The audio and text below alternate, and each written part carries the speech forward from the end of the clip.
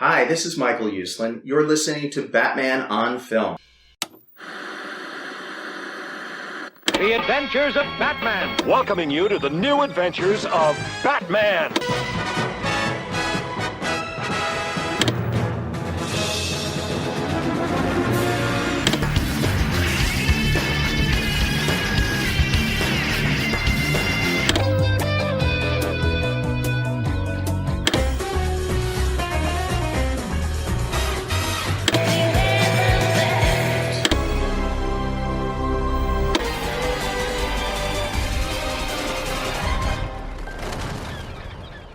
Welcome to episode 78 of Batmanimation, a Batman on Film podcast revisiting the animated adventures of the Caped Crusader.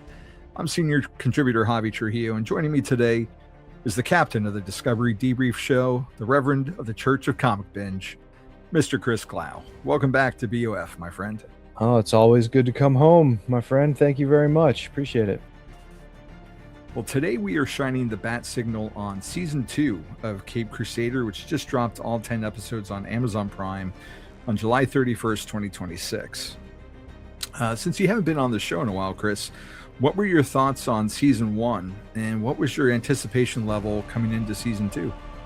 I really enjoyed season 1. I thought that it was a very solid show, especially just in terms of its very easily viewable lineage to the original animated series from '92, which all of us naturally have a lot of affection for and a natural inclination towards. Sometimes Batman animated projects in the intervening years have leaned a little too much on character voices as opposed to voices with character, like Andrea Romano said was really the key to her casting philosophy for BTAS. And like some of the straight-to-video movies kind of left me cold, honestly, over the past 20 years or so, just because it doesn't seem like they have that emotionally realistic philosophy that really defines Batman the Animated Series in my mind, and a lot of the other things that Andrea Romano specifically was in charge of the casting for. But Caped Crusader feels emotionally real in a way that a lot of that stuff has not. And, I think it comes down to good casting, and you have performers who are clearly mostly using their regular speaking voices, maybe just like putting the volume on it a little bit. And it feels more in line with what I certainly prefer personally. But also beyond that, too, just the world that's realized is beautiful. It's got that dark deco kind of lineage, but now it's taking a little bit of a firmer stance into sort of a timeline positioning of the mid 20th century, which adds character. It adds additional challenges for Batman to overcome, and he's got to take things on in a more analog way, as maybe Darwin Cook might have put it. So there's a lot to like here. As far as anticipation for season 2, it honestly kind of snuck up on me. Like once season 1 had finished, and I was like, "Wow, that was great." I just kind of put it in the back of my mind. I knew that a season 2 was coming, but honestly, it was just like, "Oh, here it is," and able to jump into it right away. So I'm glad that it's back. These episodes so far have been, because I've only watched up to the one that we're talking about today. They are taking a little bit more of a Matt Wagner approach, which is appropriate considering what we're about to talk about in terms of opening up his world. So I like it. I like it quite a bit. Well, today we're talking about The Devil's Due, which was directed by Matt Peters with a story written by Margaret Dunlap. The cast, of course, is Hamish Linklater as Bruce Wayne, Michelle C. Bonilla as Renee Montoya, Bumper Robinson as Lucius Fox, Eric Morgan Stewart as Commissioner Gordon, Jason Watkins as Alfred, Blythe Melland as the Mad Monk, Tom Kenny as Eel O'Brien, Lorraine Newman as Hattie Tetch, Cedric Yarbrough as Linton Midnight, Darcy Yellen as Dalla Landry. And the plot: when the symbol of a bloodied bat is found at a crime scene, Batman searches for the true perpetrator before he can attack again.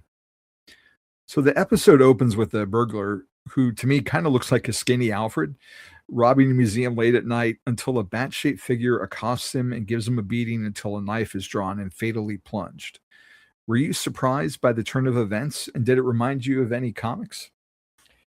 Yeah, I was surprised. It's definitely an opening that that leaves an impression with you. Um, every time I always get a little bit surprised at the level of violence in the show. Like it's not something I knock or anything. It's just this is very clearly something that is designed for older audiences. And hey, I'm an older audience, so it's fine with me.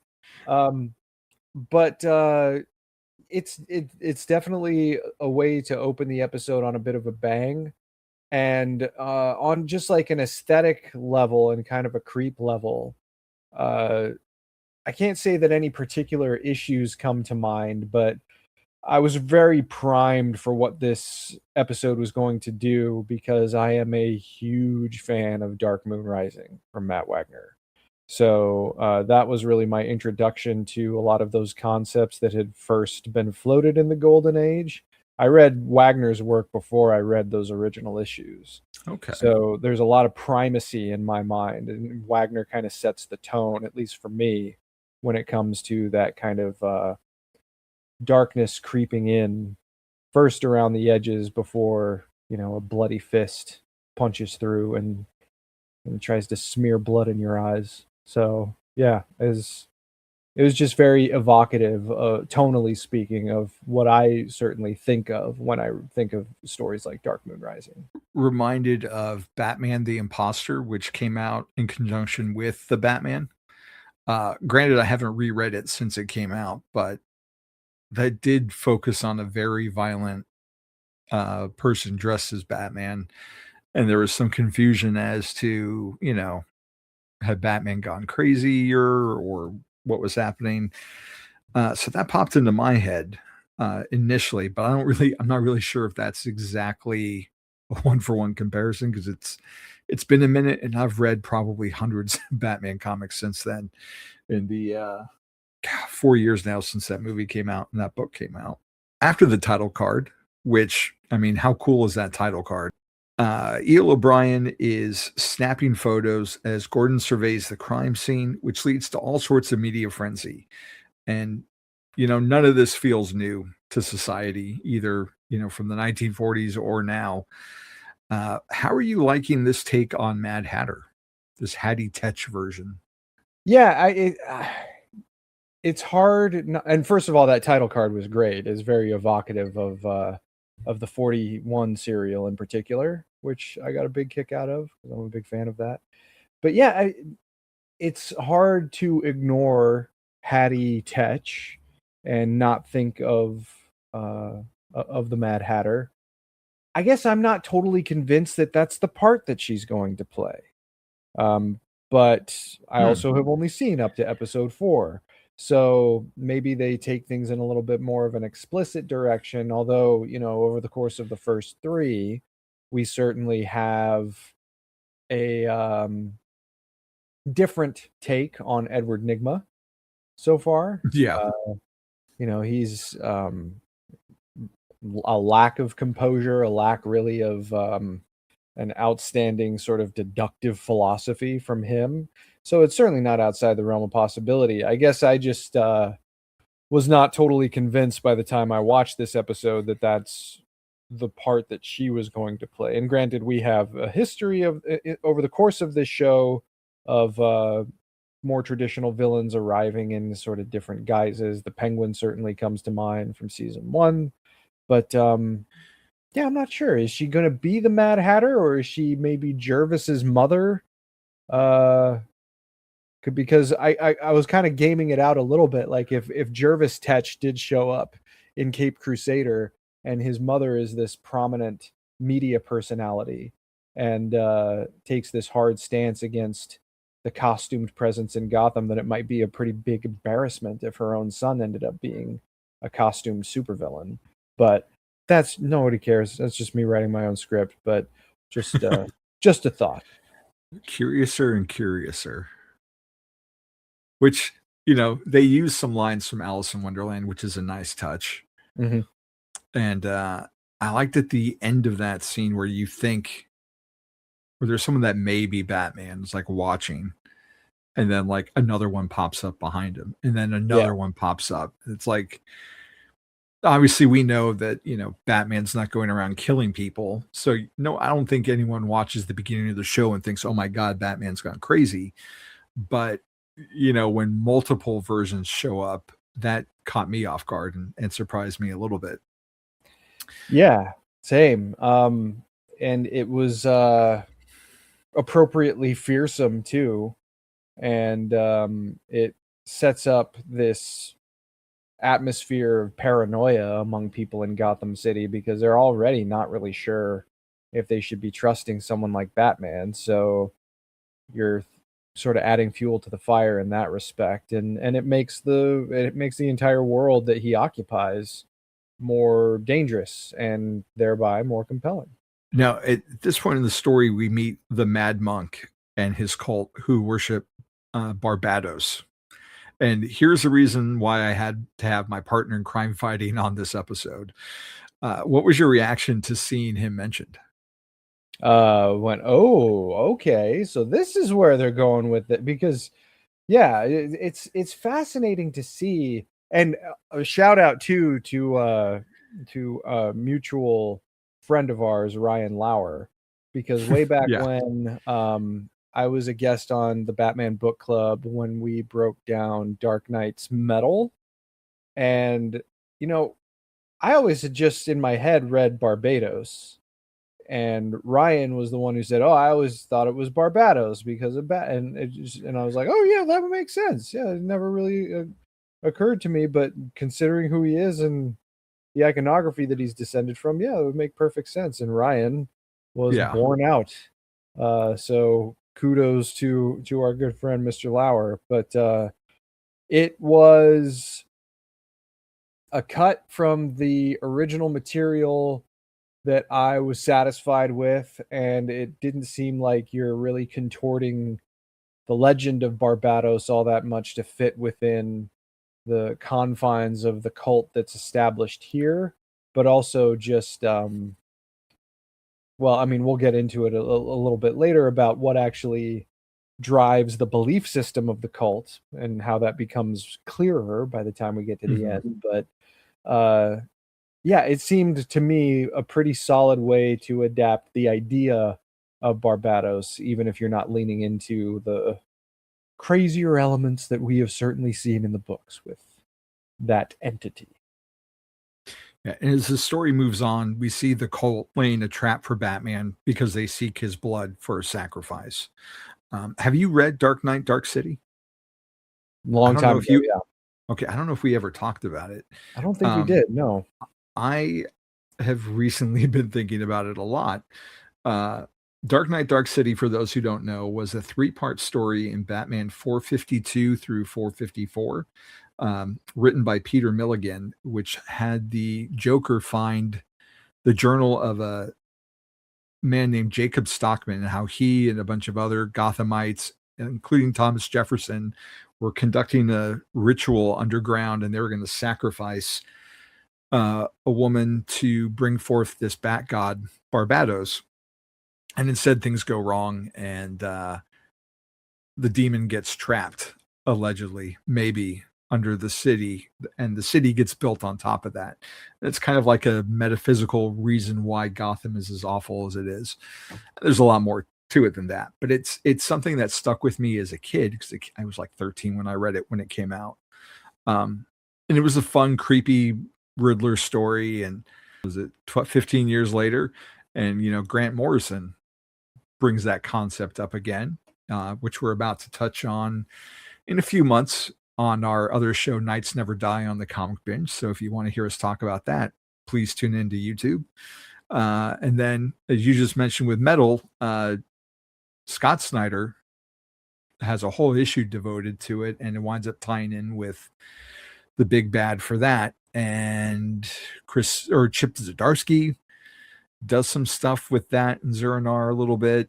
And as of this week, Mark Waid opens up Batman and Robin Year One dynamic duos with a sacrifice to Barbados that Batman has to stop. So it's weird how this thing has survived so many iterations.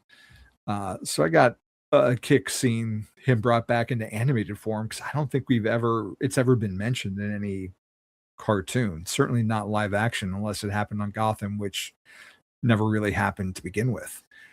So Batman gets injured during the fight, but escapes, and Alfred patching up Batman in the Batcave just feels so classic. And they're starting to. Bill and I have talked about how much we love the end of season 1, how Batman softens a little bit and stops calling Alfred Pennyworth and calls him Alfred. And you've only seen up to this episode. I've only seen up to episode 5. And as far as I can tell, he doesn't call him Alfred yet. It's still kind of Pennyworth, but at least in this Batcave scene, it feels a little more classic and a little more familiar. Do you have any thoughts on their relationship in this issue or this episode? I was hoping that the thaw that we had seen at the end of the first season would persist a little bit more, but I understand that maybe they're characterizing that as a particular moment of understanding on Bruce's part, and he's kind of back into the scheme of things with the work. But I kind of hope that in future episodes and certainly future seasons that we get a little bit closer to the general Batman Alfred dynamic, because it does feel like there is a bit of daylight between them, just in terms of the philosophies, I guess. They're not totally on the same page yet, but it's certainly a far cry from what we saw in season 1, where there seemed to be maybe not outright antipathy, but there was certainly a distance there, a coldness that was there, at least on Bruce's part, that doesn't seem quite as there now in these first 4 episodes. So yeah, we'll see where it goes, but I was certainly hoping that we might get to that end destination a little bit quicker. And it's this conversation that sparks an idea for Bruce, which leads him to seeking the advice of Linton Midnight, aka Papa Midnight, which was a fun nod once again to the wider DC universe. How did you like seeing this 1940s take on the character? Loved it.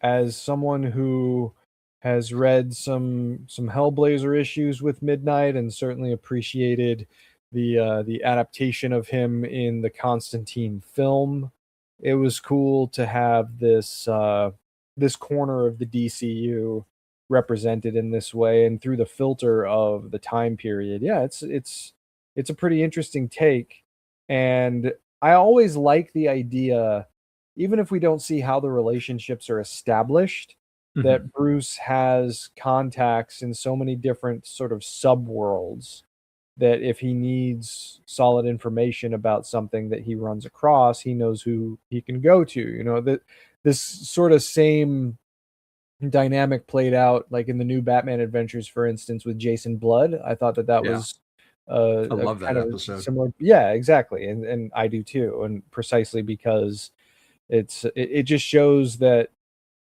Batman will do what he needs to do to create enough of a Rolodex, so that if he does encounter something that really does end up freaking him out, he at least has someone he can go to for information. So I appreciated it, and it was a very pleasant surprise.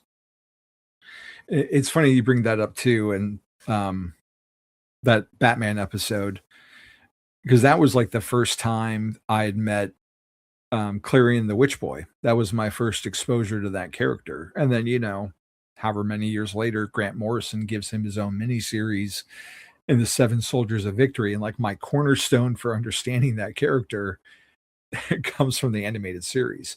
So I appreciate when they do stuff like this, these deep cuts or off the beaten path characters like Papa Midnight that you wouldn't necessarily think of as being a part of Batman's world, because it, for me as a reader, it's expanded my horizons a little bit and maybe let me see other sides and other parts of the universe that I may not have gotten otherwise.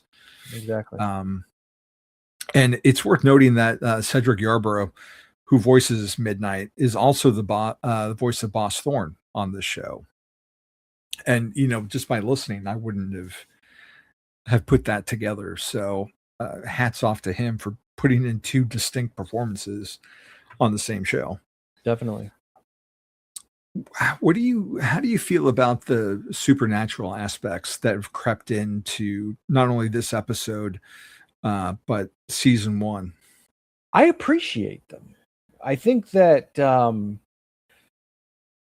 there's always something to be said when it comes to the idea that Bruce spends so much of his time preparing for a particular kind of war that when other elements come into play, it totally uproots his deductive understanding of what the problems are that are in front of him.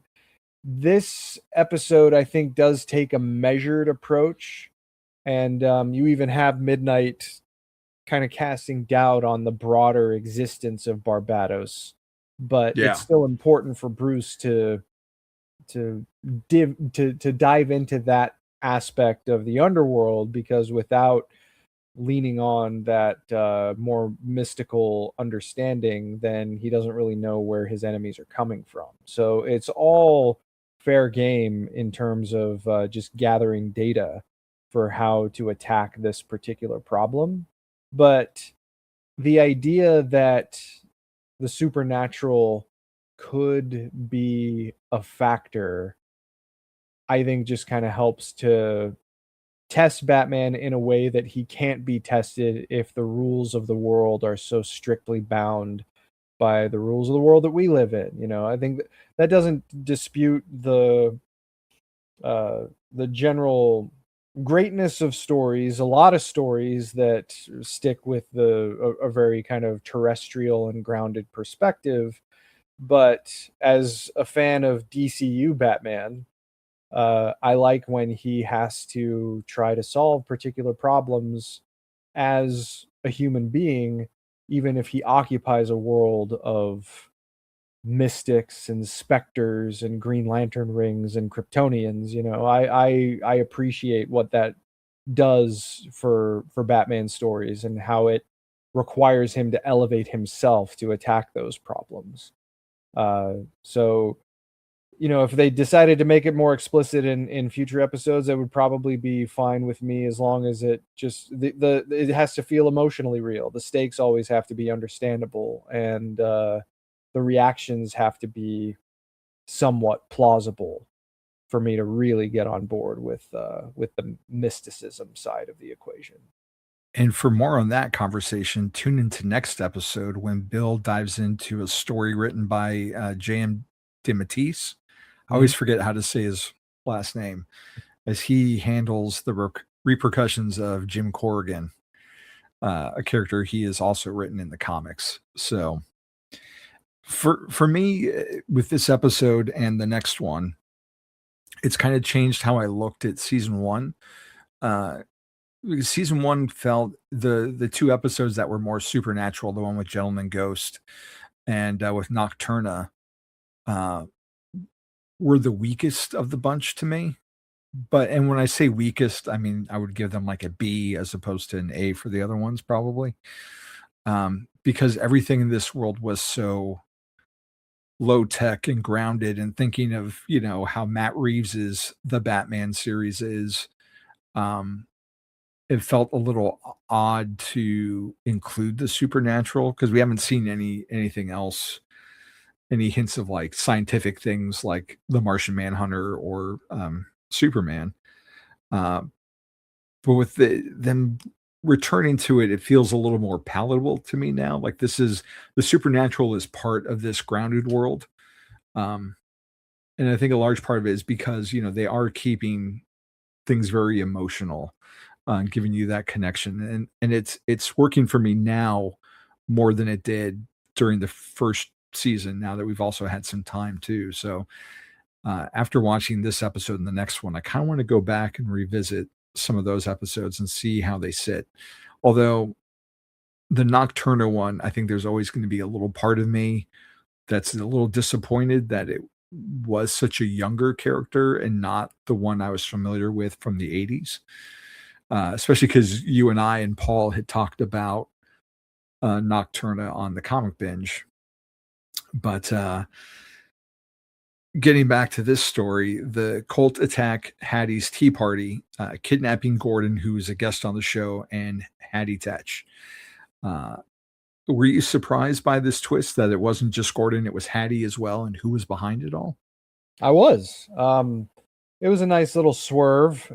I can't say that it knocked my socks off, but I thought that it was a pleasant sort of surprise just in terms of the watching experience.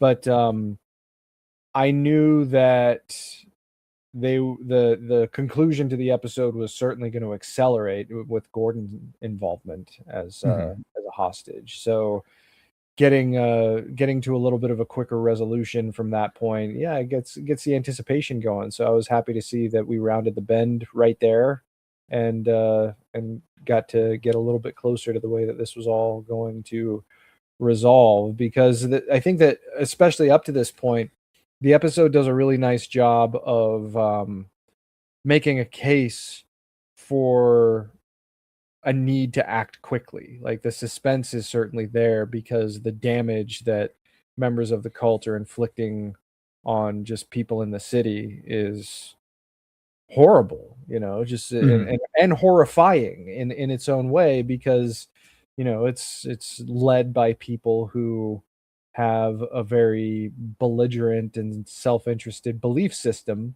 and they don't really care what gets in the way. You can't reason with someone who thinks that they are endowed by a supernatural force to do the things that they're doing. They don't see real law. They don't see public reason as viable stops to anything that they're doing.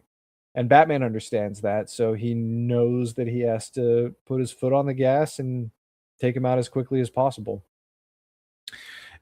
At this point, did who Dala was click for you? No. Has it clicked for you now? No, I don't think so. Okay. So I didn't catch it either, to be completely upfront.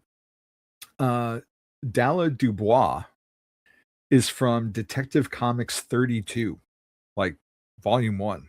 Whoa. Which is obviously the issue after Detective Comics 31, which introduced the Mad Monk. Okay. Dala is his vampire henchwoman that we see in issue 32, that she bites Batman's fiancée Julie Madison at the time, and is part of what's keeping her hypnotized to bring her to the monk in Europe, who turns into a werewolf at one point. But Dala is notable for being the very first female Batman villain. And it's also like, obviously it's Detective 31 and 32. So it's like the first 2-part story, because it carries over from 31. So, I mean, this is a deep cut, because I've read those issues. I haven't read Mad Monk, I'm embarrassed to say, the Matt Wagner series. But I mean, I have the whatever Golden Age, one of the trade paperbacks. So I've read these stories. It's just been a minute, and I didn't catch it on first glance. But she is obviously from Detective 32, but she's also in the Matt Wagner story. Man. Yeah, shame on me for not clocking that. I mean, it has been a while since I've reread Mad Monk, and it's certainly been a long time, because I think I've only read the Golden Age issues once. And it was right after the first time I read Mad Monk. So you're probably talking about 15 years or so the last time that I read those stories, the Golden Age ones, I mean. But Mad Monk I revisit, I won't say even like once a year, but I at least try to revisit it once every couple of years, because I do think that it is that good. But yeah, that went over it really shouldn't have. Now, upon further review, that sounds like it makes a lot of sense.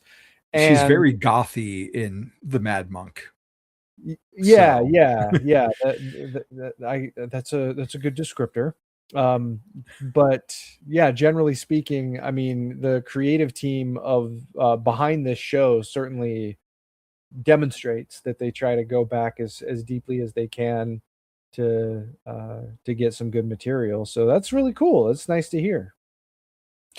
And then when we see her, fully revealed as part of the cult, like she's got this crazy outfit. And I don't think I noticed it the first time, but when I was watching it again to take notes, um, her outfit is like red and yellow with like a purple lining to the inside of her cape. And I was like, wait a minute.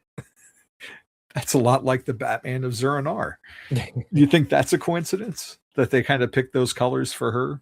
The vibe I got seeing her fully formed was Vampirella, honestly. Oh, yeah. But that doesn't negate what you're saying. I mean, if the creative team, there you go. If the creative team is pulling out Barbados, and it's the Batman of Zur-En-Arrh is probably one of the most connected modern modern variations, I should say, that have a bit of a tangential connection to Barbados. So it's certainly within the realm of possibility, and I wouldn't put it past them. But yeah, in the moment, I was like, she looks a lot like Vampirella. I guess that's Yeah. She definitely does have that on first impression with the whole, high priestess angle. How did you like the fight scene when Batman crashes through the glass to the rescue? well. I mean, I'm always a sucker for Batman crashing through a skylight, Yeah. but Yeah. no, I thought it was good. It had a dynamism to it. I loved when he and Gordon got back to back. Yes. It's Yeah. there's always something about stories that put Batman and Gordon together fighting at the same time that I always gravitate toward. Like it's just they are the workhorses and they're defending each other, and it's cool to see. But yeah, just as far as the fight itself goes, there was definitely a lot going on, and they did a good job earlier in the episode establishing that with numbers, the cultists can certainly get the drop on Batman if they really want to. So I think that does a good job by this point of setting up the stakes and seeing, well, they gave him a run for his money before, so let's see how he pulls it out this time. And having Gordon there to back him up certainly helps. And then of course Hattie got involved too, in a way that I thought was rather vindictive, especially in Yeah. comparison to the way that Batman and Gordon were fighting. So Yeah. yeah, there was a lot going on here, and it made it a lot of fun to watch, certainly. Yeah. I mean, like I said, outside of like the exploding glass, which was like it was kind of a head trip at first because the way that it's staged, he's breaking through like this cathedral window of glass, but he's like falling through a hole because they're underneath the main floor down below, and they're looking from the hole in the floor at Batman making a hole in the ceiling. Um, so it made a unique visual to the whole thing. And to your point, like it wasn't just like as cool as it is like fighting back to back with Batman and Gordon, there's a lot of character storytelling going on as well. Like you mentioned with Hattie pulling the pin out and going just kind of mental a little bit. But just that you get an idea of like Batman's uh tactfulness. He could do a whole bunch of stuff and fight some guys off, but instead he goes to get Gordon out first because that increases his numbers by 2. And that felt like such a Batman thing to do. And then, leading into them going back to back and fighting, I thought that was just a really cool moment that kind of gets lost in the pow and the biff of it all. Definitely. Yeah, well said. And then when we get to the Mad Monk himself, and it's not much of a revelation for him to take off his mask. Like he doesn't say who he is or anything like that. We don't know him from earlier in the story. The real revelation, isn't that he's the vampire werewolf character from the comics. And even his look has changed a little bit too. Like it's a red cloak, but instead of having the little skull and crossbones, he's got a golden age bat on his chest. But at the end of the day, he's not a believer at all. he's just a huckster getting these people to steal things, and he couldn't care at all about Barbados. What did you think about that? I thought it made sense. And it does keep the episode grounded by, you know, taking the wind out of the sails of the belief system that is kind of underpinning this cult. But it's also, you know, it's representative of a very real villainous force in the world. You know, there is a lot of people who try to pull one over, and I think that you're just kind of placing the cult in a recognizable classification to make the story a little more punchy and understandable and grounded. You know, it's a way to play with those cosmic elements without having to dive into them full bore.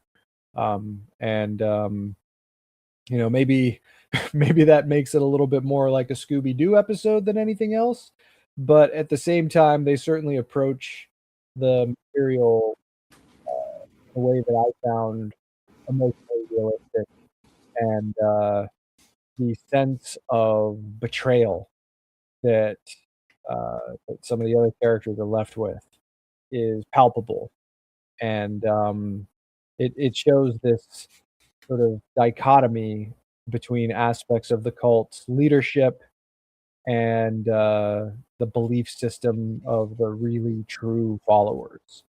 So I liked the way that that was laid bare, but also too, you know, by the time we get to the point where you know, the true believers are confronted with this reality,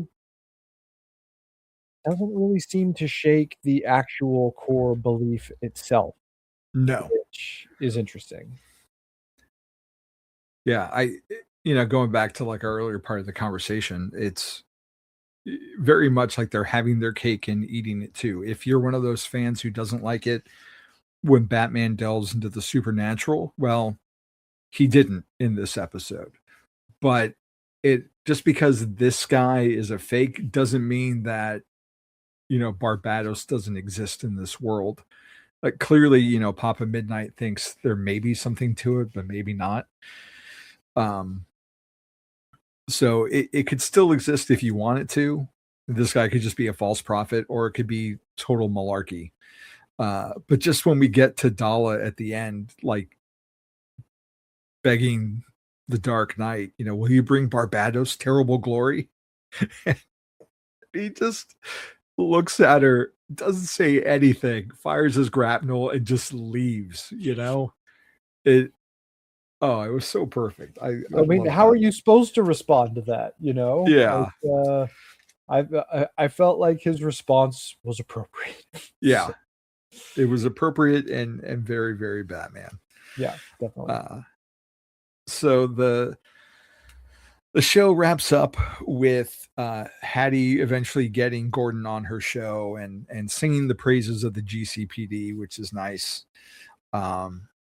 And so we're watching this, you know, interaction, but as the camera pulls back, we kind of like go through the screen and see it from the perspective of a living room in Gotham. And as we get to the man who's what we think is watching the show, we find out that he's just a grinning corpse there with that rictus grin. And there's a very serious looking fellow in the shadow behind him.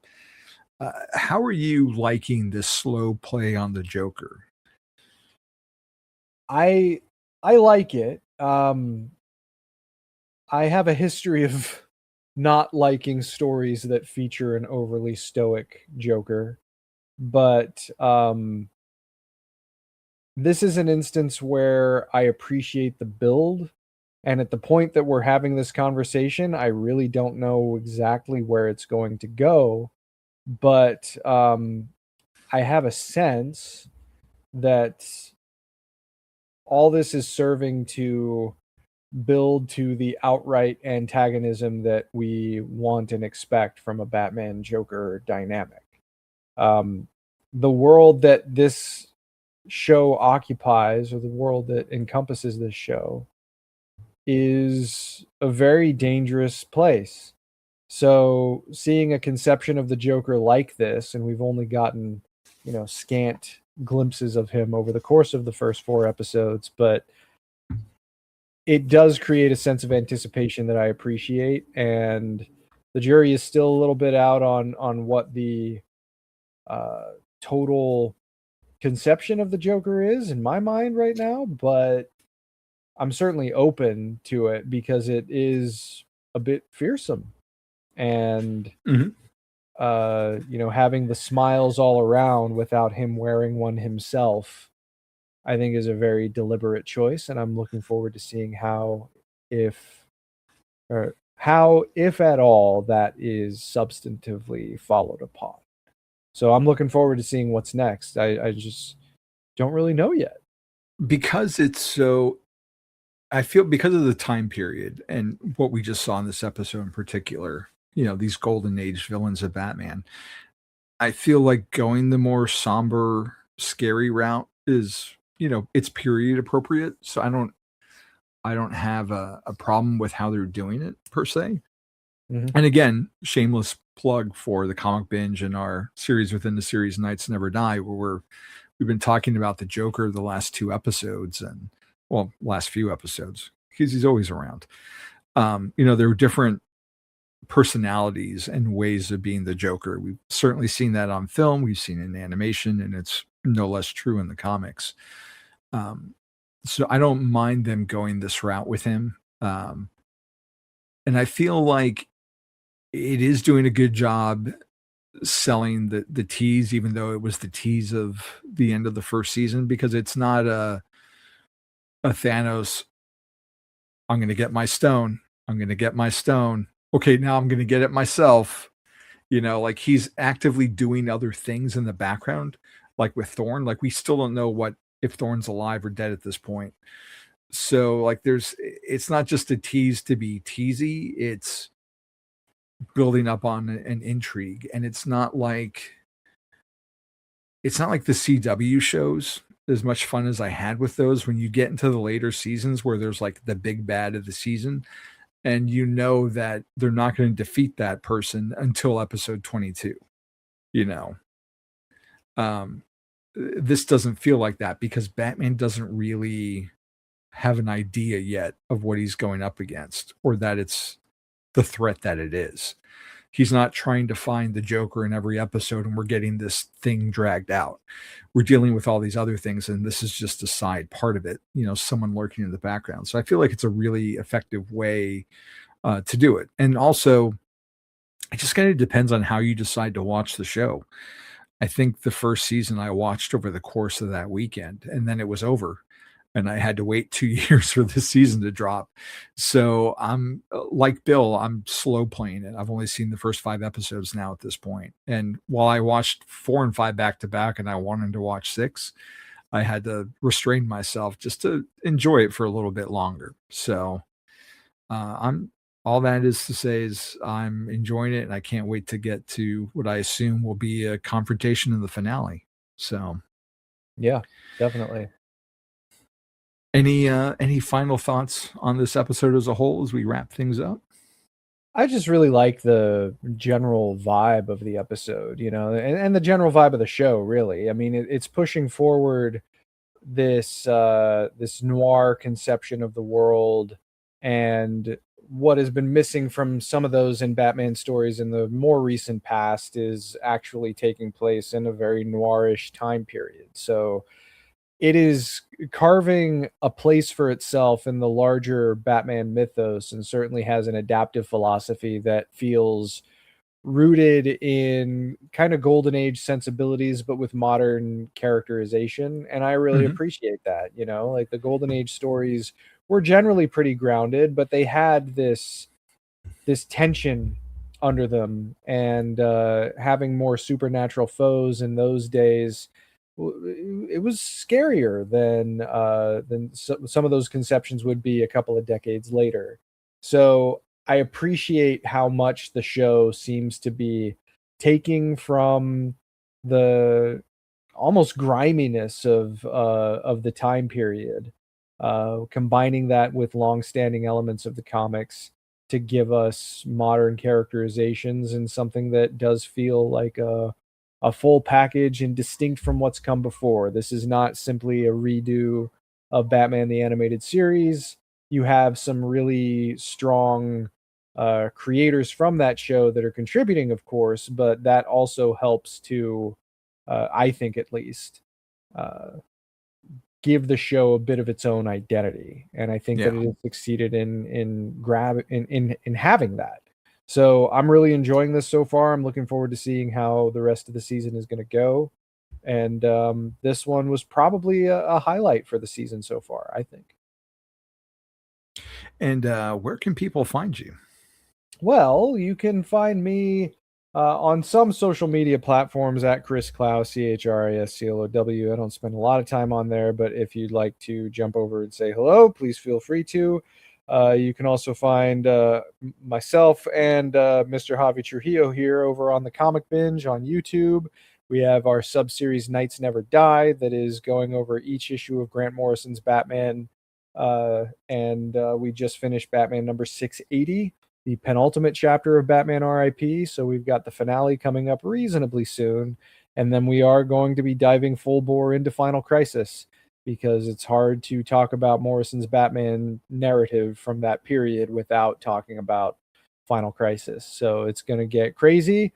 I hope Paul enjoys what we have coming up. I honestly don't know how he's going to react to Final Crisis, but we will see. And then once we're on the other side of Final Crisis, we'll do kind of a truncated recap of what happened in the Bat books elsewhere before we get ready to jump back in with Batman and Robin. Oh yeah, because we have Battle of the Cowl to talk about in some fashion.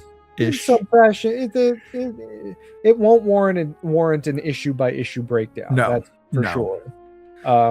There is one solid issue in there that I do want to include in our conversation, though, and that's Batman 687 by Judd Winnick and Ed Benes, where it actually depicts Dick making the decision to be Batman.